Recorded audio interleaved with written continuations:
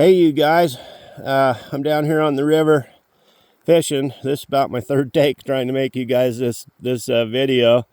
Anyway, I'm down here fishing with one of my favorite possessions. It's a blue sage fly rod, and it's my most valued possession, mostly because my son gave it to me. And I want to tell you guys a story about another blue sage fly rod that's really close to my heart.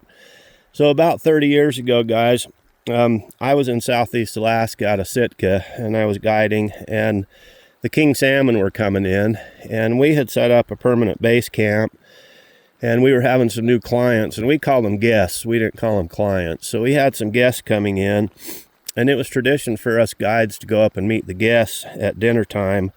And I'd like to swing this phone, you guys, but every time the rain hits this cover, it shuts the phone off. So like I say, I'm on my about my second or third take of making this video. So anyway, I went up to the guest house, up to the tent, and I had a fellow named Bert, and he was a really wealthy guy. He was one of the top execs for a company called Associated Foods, and they actually delivered food to my little grocery store in northern Utah.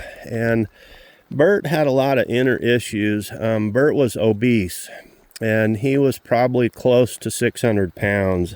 He was just a huge man. And so anyway, it was always Bert's dream to come to Alaska and fish king salmon. And we had a ton of king salmon in, you guys. So anyway, I got to know Bert a little bit, and he asked me quite a few questions. And one of his questions was, what's your favorite color?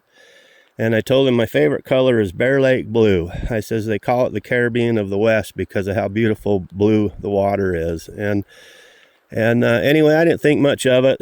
So I told Bert, hey, let's meet at my boat at 6 a.m. We'll go out and we'll get you into some king salmon here on the ocean. And so anyway, it got to be about 5 to 6, maybe 10 to 6. And here comes Bert. He had a little skip in his walk, and he was pretty happy. And he got in the boat, and we had to go through a little calm bay to get out to the open ocean. And the bay was normally super calm, so we made it through there no problem. Then we got out on the ocean. There was about a 3-foot chop on the ocean, and we took about 2-3 minutes. All of a sudden I heard this great big huge boom, and it was a big crash in the back of the boat. And old Bert had broken the chair right out of my boat, and he was laying on his back. His feet were up in the air and his hands were up in the air, and he was such a big man, I couldn't do much about it. I stopped the boat, and I got him sitting up, and he had to just sit in the floor of the boat. And old Bert, you could tell he was real conscious about his weight, and he was so frustrated, you guys. And he said, Jimmy, I'm nothing but a big fat ass. He says, I shouldn't even be here in Alaska. He says, I don't know what I was thinking. He said, could you just take me back into the camp? He says, I'm done fishing for the day. And guys, it just broke my heart. I was just literally heartbroken. I felt just horrible that Bert had done that. And I didn't care about the seat, you guys. I more cared about Bert than the seat. So anyway, I took him back in, and then I went down to the boat in the afternoon, and I put a brand new seat in the boat. And I came back up about the same, about 6 o'clock, about dinner time. And I says, Bert, let's me and you go try it again. I just put a brand new seat in the boat, and we're ready to rock and roll. I said, there's tons of king salmon, and let's go fulfill that dream of yours to catch king salmon here in Alaska. And old Bert says, Jimmy, I'm such a fatso, and I don't know if I really want to go. And I says, come on, Bert. I says, you're here, and it's a perfect time of year for king salmon. Let's me and you go get a few of them. So I says, I'll tell you what, I'll be at the boat at 6 a.m. If you want to come, let's me and you go catch some kings. And so anyway, I got the boat early again, and old Bert, he come down reluctantly, and he did get in the boat, and it was calm. We went out, and we got through the first bay fine, and we come into the open ocean, and I got the gear down, and within about, you guys, like 30 seconds, we had about a 40-pound king salmon on. And old Bert, he just let out this yee-haw. He sounded like he was a bucking bronco cowboy rider riding the 8-second ride, and he was just having a hoot.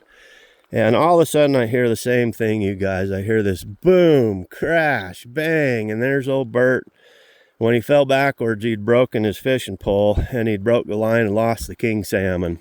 And old Bert, he was almost speechless, and I didn't know really what to say, you guys. I just felt horrible. I didn't care about, the broken rod or the broken seed. I just looked at Bert laying there with that look on his face, and he just looked up at me again, and he said, Jim, he says, I am such a fat ass. He says, I just want to go in. He says, I think I'm done with Alaska, and I don't know if I'm going to fish anymore on this trip. And I couldn't really say anything, guys. I just took him in and made sure he was safe and got him to his camp. And anyway, then I get this bright idea, guys, and I thought, well, Bert's got one more day. And I says, I'm going to do whatever it takes to make this guy's dream come true. So I had a 50-gallon Coleman cooler, and I put the cooler in the boat, and then I put a cushion on it, and I had filled the cooler with sand from the beach. And then I was about 230, 240 pounds, so I jumped up and down on the cooler, and it wouldn't break, and I knew the old Bert could sit on that cooler. So I went back up about 6 o'clock, and I says, Bert, I says, I got a great big huge cooler in the boat with a cushion on it.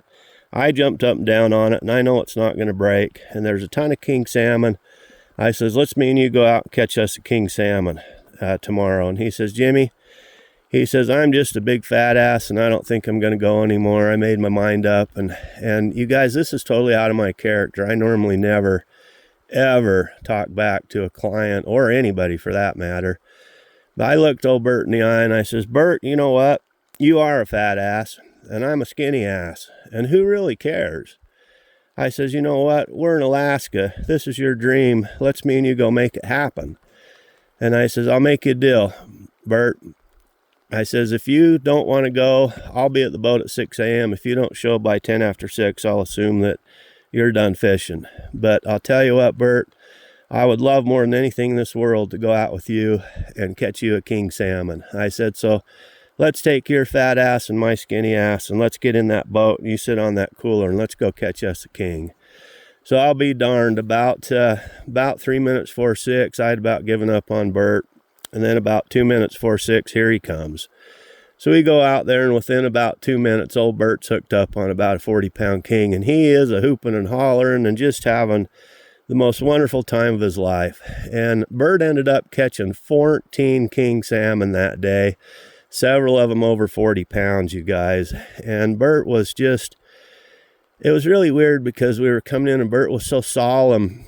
He didn't really say anything. I expected he'd be bragging up his fish and bragging up the day, and he was just totally solemn. But what I didn't realize is Bert in his own mind had made some life-changing decisions at that point. And inside himself, he had come to the realization that he was overweight and he was going to change his life for the better because he had so much fun fishing and he wanted to continue living and being healthy enough to go do fun things. So anyway, Bert shook my hand and told me, thank you so very much, Jimmy. That was the best time I've had in years and you've changed my life. And we talked for a few minutes and I says, Bert, I probably won't see you again. I says, I'm headed to Western Alaska tomorrow to do a 100-mile river trip for the summer, and it'll be all fly fishing. So we said our goodbyes, and the next morning he left on a float plane, I left on a float plane, and I headed for Western Alaska to a place out of a place called Dillingham, and we were going to float a 100-mile river for about 3 months, just doing fly fishing. So what we'd do is our clients would come in, we'd fish them for 6 days down to the bottom of the ocean. We'd float 100 miles. Then the float plane would pick us up, take us up to the top where we would land on a lake. And we'd have one day to sanitize all of our gear and get everything ready for our new guests coming in the following day. And so anyway, we had all our stuff done and a float plane happened to come in. And we didn't have any float planes supposed to come in until the next day.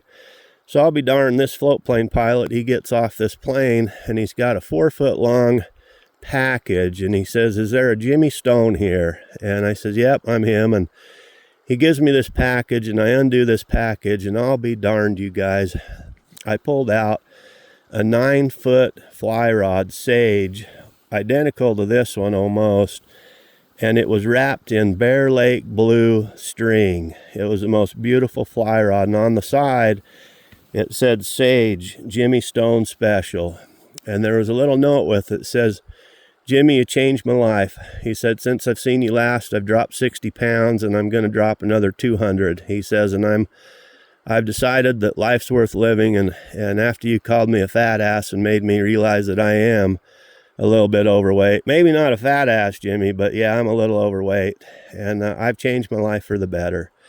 And you guys, that was the neatest thing that I could imagine happening, was that guy paying that amount of money to not only have a custom fly rod built for me, but then hiring a float plane to fly it in 200 miles in the bush and have it hand delivered to me with that nice note.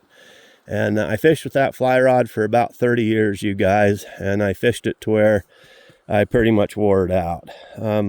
So anyway, that's my story about a really special man named Bert and a life-changing situation.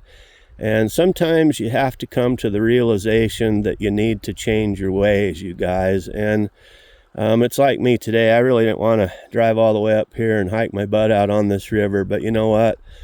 You got to stay active, you guys, and you got to keep doing the things that you love to do. If you don't, you may as well sit on your lazy boy chair and just fade away. And so I'm here now, and when I was fishing this beautiful fly rod that my boy had given me, I've caught about 30 fish today, and it's just been a wonderful day, even though the weather's kind of bad, and I'm up here all by myself. This is a wild and scenic river of Idaho, and I just wanted to share that wonderful story about a man named Bert. If you guys ever want to read a bunch of these stories, you guys, I wrote a book. It's called True Friends Are Heaven Sent, and I had to sign a contract so only Amazon can sell it, but it's got all these stories in the book.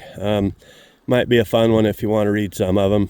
And if you don't, then I'll just keep on telling them to you guys, because I enjoy telling stories and being on the river and fishing while I tell you guys some stories. So anyway, guys, this is a long video. I apologize, but I want to send you a great big huge smile from here on a wild and scenic river of Idaho. And you guys have a fantastic day, and sending all my blessings and a great big smile from me to all you guys. All right, guys, we'll see you later. Okay, bye.